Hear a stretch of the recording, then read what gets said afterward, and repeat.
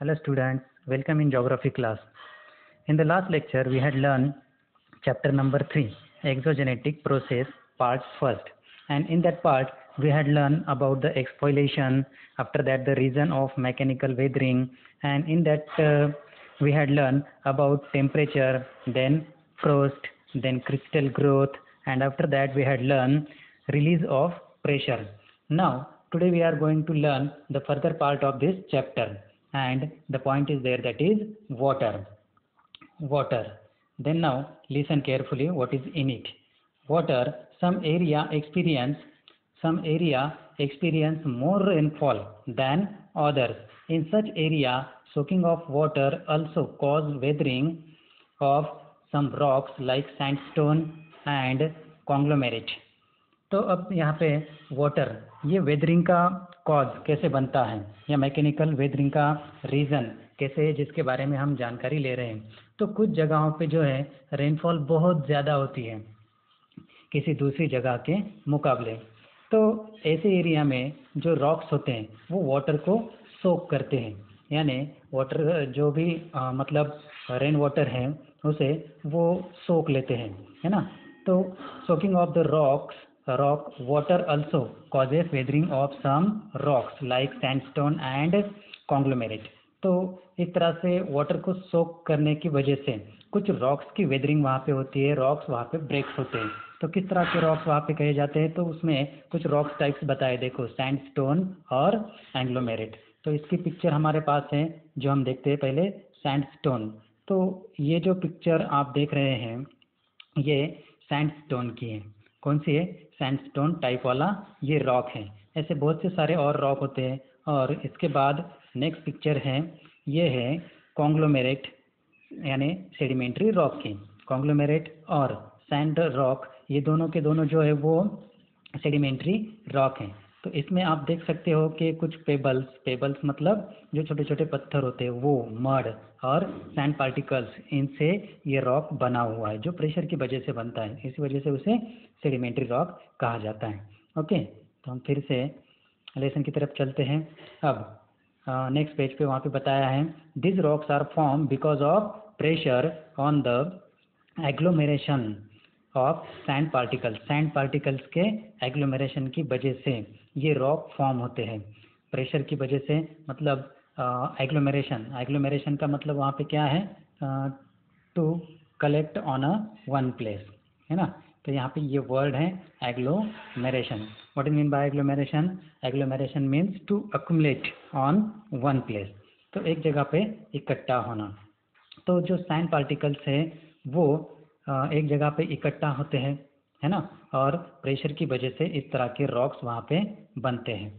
Then mud also makes sand particles come together when water penetrates such rocks। तो जो water है वो इस तरह के रॉक्स के अंदर जाता है। Penetrate means to get into, है ना। तो यहाँ पे पेनेट्रेट ये वर्ड दिया है, देखो, जिसका मतलब है टू गेट इनटू। तो अंदर की तरफ ये वाटर वहाँ पे जाता है और जिसकी वजह से रॉक्स की वेदरिंग वहाँ पे होती है। और वो किस तरह से होती है कि the particles get loose and separate from the main rocks. तो मेन रॉक्स के जो पार्टिकल्स हैं वो एक दूसरे से अलग हो जाते हैं, सेपरेट हो जाते हैं, लूज हो जाते हैं। This is called granular weathering. तो इसी तरह की वेदरिंग को ग्रैन्युलर वेदरिंग कहते हैं।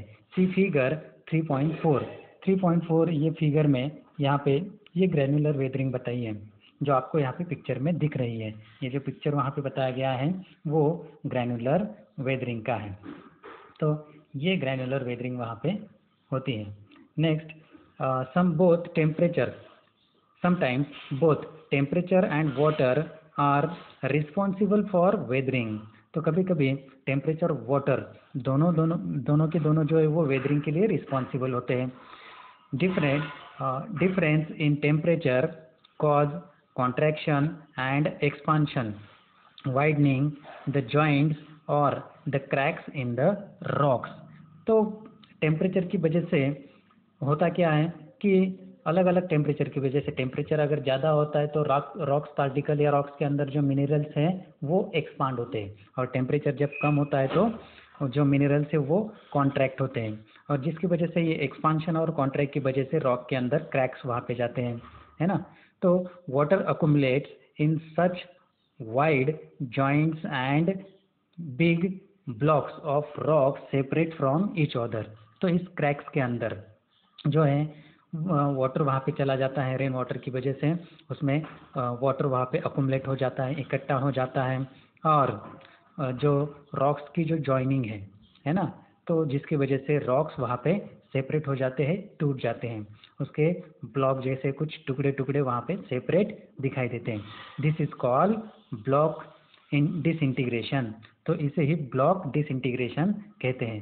तो जो फिगर 3.1 है जिसमें हमने ये ब्लॉक इंटीग्रेशन देखा था लास्ट लेक्चर में, मैंने आपको ये फिगर दिखाई है किस तरह से ब्लॉक जैसे ये दिखाई देते हैं। Now try this, take a glass of water and put a piece of chalk in it on the next day. Observe what has happened to it and answer the following questions. तो हमें क्या करना है कि chalks के कुछ टुकड़े वहाँ पे लेने हैं और उन टुकड़ों को एक ग्लास में वाटर लेकर उसमें डाल देना है।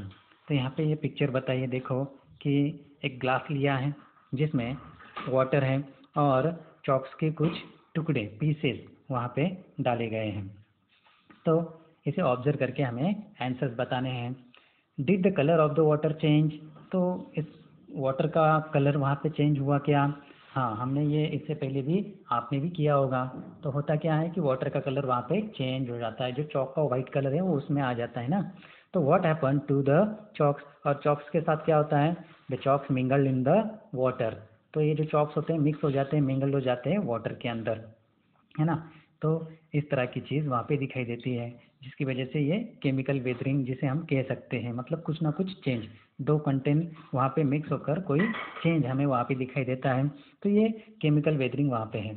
Then second one, wrap few iron nails in the wet cloth.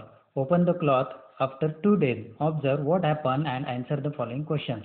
तो हमें क्या करना है कि कुछ नेल्स वहाँ पे लेने हैं, कीले जिसे कहते हैं ना, आयन नेल्स वहाँ पे लेने हैं और एक गीले क्लॉथ के अंदर उन्हें पैक करके 2 दिन तक रख देना है, और 2 दिन के बाद उस क्लॉथ को खोल के देखना है कि क्या होता है।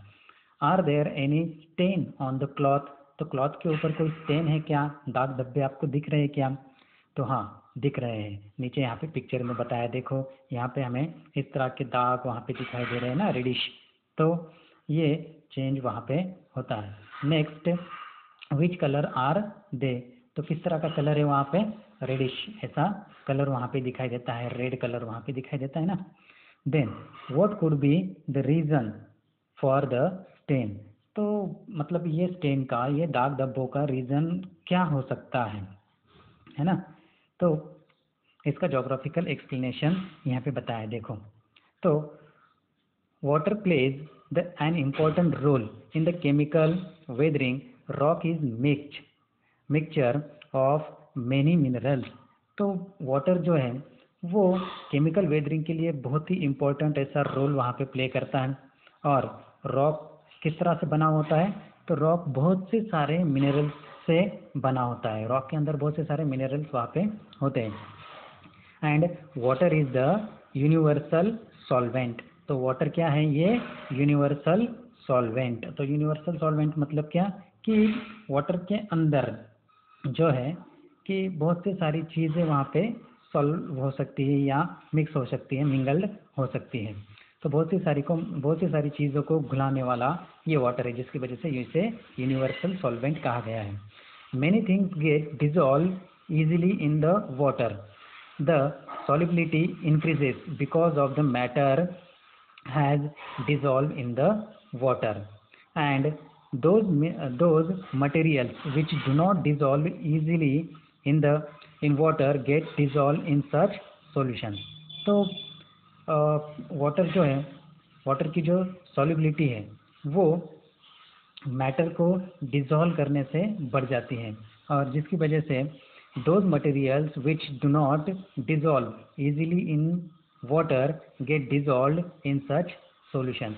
जो मटेरियल वाटर के अंदर वहाँ पे डिजॉल्व नहीं होता, मिंगल नहीं होता, घुल नहीं जाता, तो वो सॉल्यूशन में वहाँ पे घुल जाता है। और इस सॉल्यूशन के बारे में आगे हम जानने वाले हैं, ये सॉल्यूशन क्या है। In area that receive heavy rainfall chemical weathering occurs in the following way. तो जहाँ पे बहुत ज़्यादा बारिश होती है, हेवी रेनफॉल होती है, तो वहाँ पे केमिकल वेदरिंग ज़्यादा से ज़्यादा हमें दिखाई देती है। तो किस तरह से होती है ये हम नीचे बताए गए पॉइंट से जानते हैं, जो है carbonation. The rain water travel through the atmosphere before reaching the ground. तो रेन वाटर जो है वो ज़मीन तक आने से पहले एटमॉस्फेयर में ट्रेवल करती रहती है। Carbon dioxide in the air get mixed in the water in this process. तो जब ये रेन वाटर एटमॉस्फेयर में वहाँ पे ट्रैवल कर रहा है, तो एटमॉस्फेयर के अंदर जो कार्बन डाइऑक्साइड एयर होता है या कार्बन डाइऑक्साइड वाला जो गैस है वो इस वाटर के अंदर मिक्स हो जाता है ना। तो dilute carbonic acid get form, और वाटर के अंदर इस तरह का कार्बन डाइऑक्साइड मिक्स होने से वहाँ पे क्या बनता है, dilute carbonic acid. Minerals like limestone get easily dissolve in such acids. तो इस तरह के एसिड्स के अंदर जो लाइमस्टोन जैसे मिनरल्स हैं वो बहुत ही आसानी से डिजॉल्व हो जाते हैं, घुल जाते हैं। तो जिसका एग्जांपल वहाँ पे बताया, देखो, water plus carbon dioxide is equal to carbonic acid, यहाँ पे बताया गया है। और in the bracket H2O plus CO2 is equal to H2CO3। H2O क्या है, तो H2O ये वाटर का केमिकल सिंबल जो है वो है, वाटर के केमिकल सिंबल को H2O वहाँ पे कहा जाता है। आपने पढ़ा होगा हाइड्रोजन के 2 आइटम्स और ऑक्सीजन का 1 आइटम मिलकर वाटर वहाँ पे बनता है, तो जिसकी वजह से उसे H2O ये केमिकल सिंबल वहाँ पे बना हुआ है। तो H2O प्लस CO2 क्या है, कार्बन डाइऑक्साइड, मतलब कार्बन और ऑक्सीजन के 2 आइटम्स मिलकर ये कार्बन डाइऑक्साइड वहाँ पे बनता है। तो इज इक्वल टू H2CO3, मतलब कार्बोनिक एसिड वहाँ पे बनता है, जिसमें अब हाइड्रोजन के 2 आइटम्स वहाँ पे बन जाते हैं, कार्बन और ऑक्सीजन, कार्बन का 1 और ऑक्सीजन के 3 एटम्स वहाँ पे बनते हैं, जिससे ये कार्बोनिक एसिड वहाँ पे बनता है। Okay, the next part we will learn in the next lecture. Okay, bye.